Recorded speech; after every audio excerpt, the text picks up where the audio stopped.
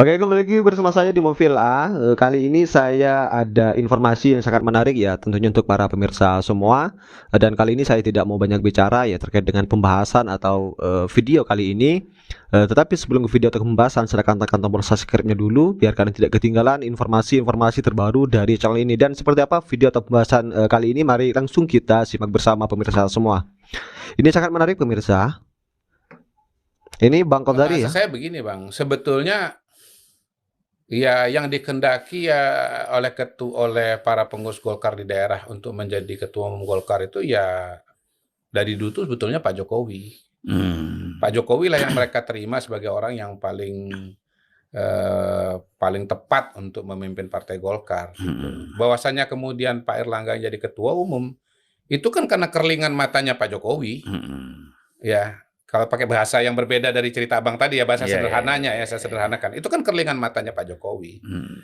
Jadi ya dengan segala hormat, sebetulnya ketua umum de facto Partai Golkar itu adalah Pak Jokowi, gitu loh.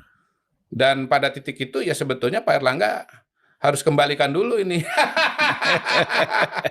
kursi ketua umum Partai Golkar itu kepada Pak Jokowi. Iya. Karena ketua umum yang dikehendaki oleh para pengurus Partai Golkar itu adalah Pak Jokowi. Kan pengurus-pengurus Partai Golkar itu kan Iya. tanya sama Pak Jokowi, "Pak, siapa Pak yang Bapak tunjuk jadi ketua umum? Kami menyerahkan kepada Bapak." Gitu loh.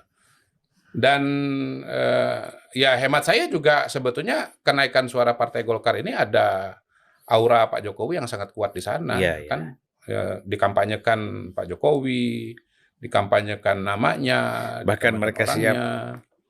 Iya, Bagaimana mereka berupaya iya, menunjukkan kepada masyarakat bahwa iya, Gibran itu melekat dengan Golkar kan gitu. iya, betul, betul. Jadi Ya memang kalau kita runtut ke belakang nih, ya, kebetulan lagi bicara mengenai dinamika pemilihan ketua umum Partai Golkar.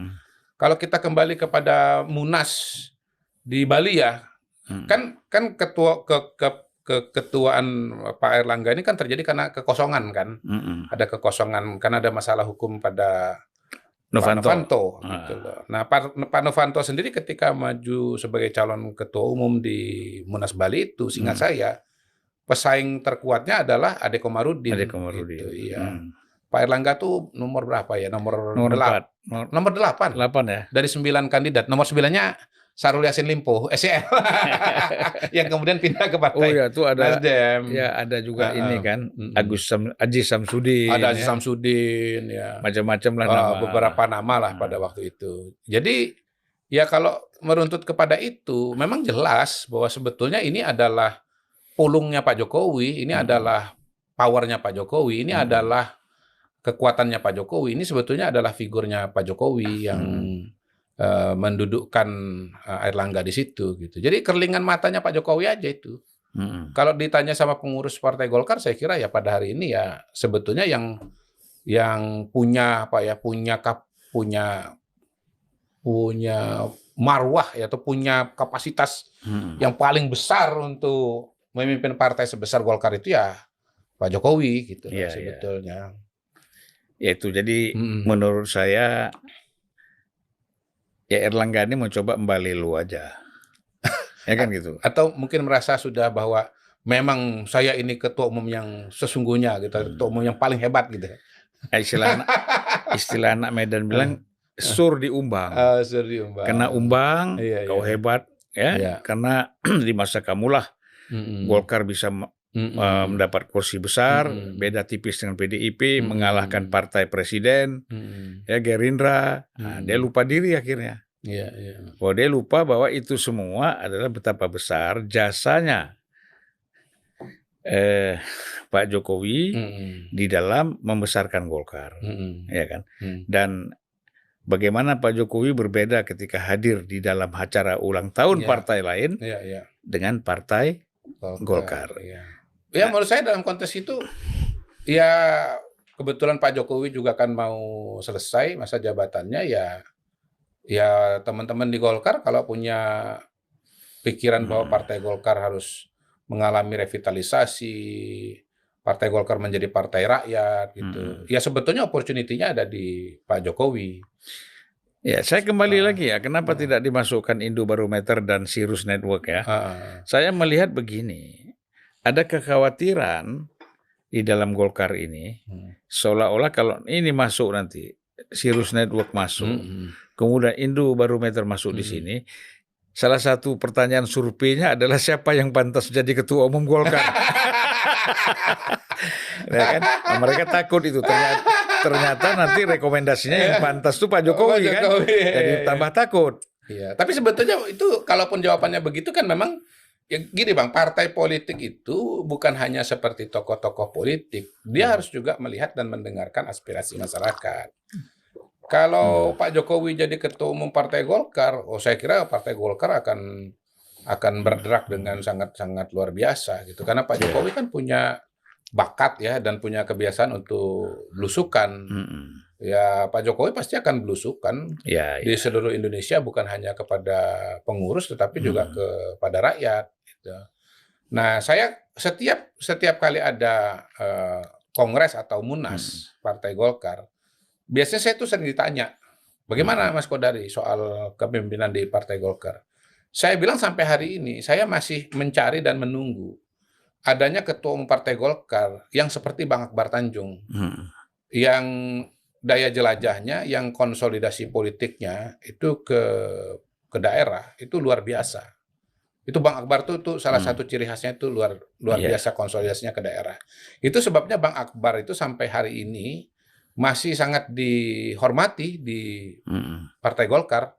Walaupun beliau sudah tidak menjadi ketua umum Golkar sekian tahun, walaupun sudah mobilitasnya sudah tidak seperti dulu, tetapi saya melihat penghormatan kepada Bang Akbar itu tidak kurang-kurang sampai hari ini. Saya bisa mengatakan tidak ada ketua umum partai yang serajin, seaktif Bang Akbar Tanjung di dalam membangun konsolidasi.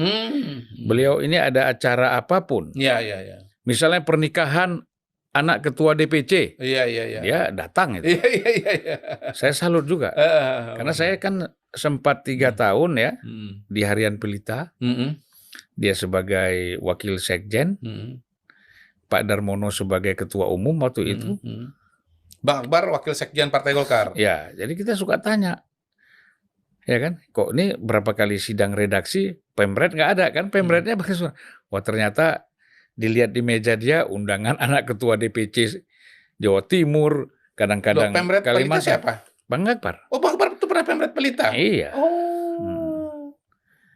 Dan Abang waktu itu di Harian Pelita? Saya di Harian Pelita. Oke. Jadi Bang Akbar adalah Pemret Harian Pelita sekaligus wakil sekjen Partai Golkar. Karena Pelita kan di take over dari P3 menjadi milik Golkar kan. Oke. Gitu. Nah, jadi pantasan Alvan Alfian dulu penulis rutin di sana. Rupanya yang mengajak Alvan untuk menulis rutin itu ya Pemretnya yang namanya Akbar Tanjung. Sementara kalau Pak Abu Rizal Bakri pemimpin perusahaan. Bang Abu Rizal pemimpin perusahaan. Bang Abu Rizal Bakri. Iya. Nah, ya intinya kalau saya ngelihat ya Partai Golkar ini kan secara organisasi ya sangat-sangat kuat dia di seluruh Indonesia. Kemudian kita bicara infrastrukturnya juga sangat-sangat bagus ya. Kantor-kantor Partai Golkar itu semuanya di tempat-tempat yang strategis lah. Iya. Jadi PR-nya kan tinggal mengisi kegiatan saja di tempat itu. Tempat itu kalaupun strategis ya bagus, tapi kalau tidak ada kegiatannya kan akhirnya kan tidak punya daya dobrak apapun juga gitu. Kemudian gini, bayangkan kantor Golkar di DKI ini itu lebih besar, lebih luas daripada kantor DPP PDI Perjuangan dan DPP P3 yang berdekatan, Bang. Jadi kantor PDI, kantor DPP PDI, kantor DPP P3 itu luasnya, megahnya kalah dengan DPD Golkar DKI Jakarta, Bang. Apalagi Hanura. Ya, jadi begini. Kan ini raksasa tertidur, Bang. Golkar ini raksasa tertidur. Justru itu orang kan bertanya, apaan ini? Mr. Q dengan Zulfan kok tiba-tiba membahas Golkar? Iya. Kita harus jelaskan. Iya. Golkar ini adalah partai terbuka. Iya, betul. Ya kan? Partai terbuka yang kita harapkan. Ini betul-betul menjadi pilar utama. di dalam demokrasi dan di dalam mempertahankan nilai-nilai ideologi dan falsafah negara kita, ya kan, yang sudah teruji, ya. Oleh karena itu kita membicarakan Golkar ini nggak ada kepentingan apa-apa, ya kan. Saya juga nggak ingin jadi pengurus Golkar, Mr. Q juga enggak, tapi kan kita bicara bagaimana menyelamatkan, yang membesarkan Golkar ini dari permainan politik picisan. Gitu. Kalau saya lebih makro lagi ya Bang ya, bahwa pertama pemerintahan Prabowo Gibran harus berjalan dengan sangat-sangat stabil. Dia harus ngebut banget, ibarat pesawat dia harus kencang gitu. Dia harus diminimalisir dari adanya turbulensi yang datang dari luar, dan harus diminimalisir juga dari guncangan-guncangan yang atau gangguan-gangguan yang datang dari dalam, begitu loh. Pak Luhut saja kan sudah mengatakan jangan bawa orang toksik dari luar kan, gitu, atau jangan memasukkan orang toksik kan. Nah, saya mau nambahin Pak Luhut nih, jangan-jangan orang toksik bisa juga dari dalam, kan, gitu. Nah, jangan sampai ada orang toksik dari dalam, Bang. Gitu lebih bahaya. Lebih bahaya lagi. Nah, yang kedua kita bicara mengenai agenda besar dan panjang, yaitu agenda Indonesia Maju 2045. Nah, jangan sampai agenda Indonesia Maju 2045 ini akan berbelok, akan gagal karena dukungan politiknya itu kurang. Kita tidak menafikan lah keberadaan Partai Demokrat, keberadaan PAN, kemudian partai apa lagi yang ada di Koalisi Indonesia Maju. Tapi kan tetap saja secara de facto pada hari ini, kalau kita bicara proses pengambilan keputusan di pemerintahan, terutama dari parlemen, itu kan kita bicara angka-angka kursi. Dan pada titik itu angka kursi yang terbesar nomor 2 itu adalah Partai Golkar, yang notabene selisihnya nggak jauh dengan PDI Perjuangan, Bang. Jadi saya melihat ya mata rantai ya yang nggak boleh hilang dalam pemerintahan ke depan ini dan dalam kerangka Indonesia Maju 2045 itu adalah Partai Golkar. Kalau Partai Golkar ini putus, dia pada posisi yang tidak tepat, maka pemerintahan Prabowo Gibran bisa terganggu, nggak lancar dia, banyak turbulensi, banyak gempa-gempa di dalam, dan konsekuensinya bisa mengganggu program-program Indonesia Maju yang notabene kan gini, program-program Pak Prabowo ini kan kita lihat akan banyak terobosan, keberanian gitu.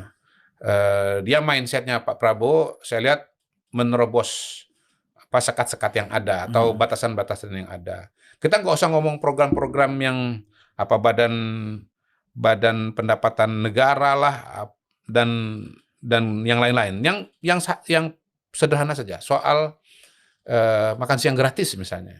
Itu kan membutuhkan biaya yang besar, membutuhkan koordinasi yang luar biasa. Ya kalau tidak dapat dukungan dari partai politik yang solid, ya nggak jalan, Bang. Gitu. Kalau bicara Indonesia Maju, kita bicara IKN misalnya.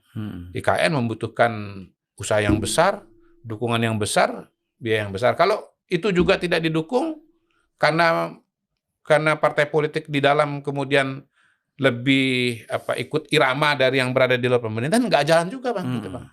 Jadi menurut saya lebih dari sebelum-sebelumnya Partai Golkar ini menjadi mata rantai yang sangat-sangat penting gitu loh. Walaupun balik lagi, kalau kita bicara sebetulnya zaman Pak Jokowi pun ya, bayangkan kalau 2014-2019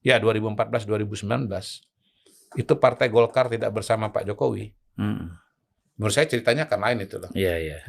Itu saja 2014-2019 yang notabene agendanya tidak seberani sekarang ini ya, agenda pemerintah tidak seberani sekarang ini. Bahkan PDIP ada di dalam kan? Iya, PDI Perjuangan ada di dalam. Masih tetap perlu Partai Golkar. Nah, kalau sekarang PDI Perjuangan berada di luar, apa nggak tambah perlu tuh kepada Partai Golkar? Gitu, Bang. Jadi Partai Golkar ini adalah salah satu kunci dalam transisi ke depan ya, dari sekarang ini awal Mei ya, dari awal Mei. Oke, mungkin saya rasa cukup ya pemirsa semua terkait dengan pembahasan kali ini. Ya, seperti apa tanggapan kalian, tulis di kolom komentar. Sekali lagi jangan lupa tekan tombol subscribe-nya biar kalian tidak ketinggalan informasi-informasi terbaru dari channel ini, dan salam demokrasi.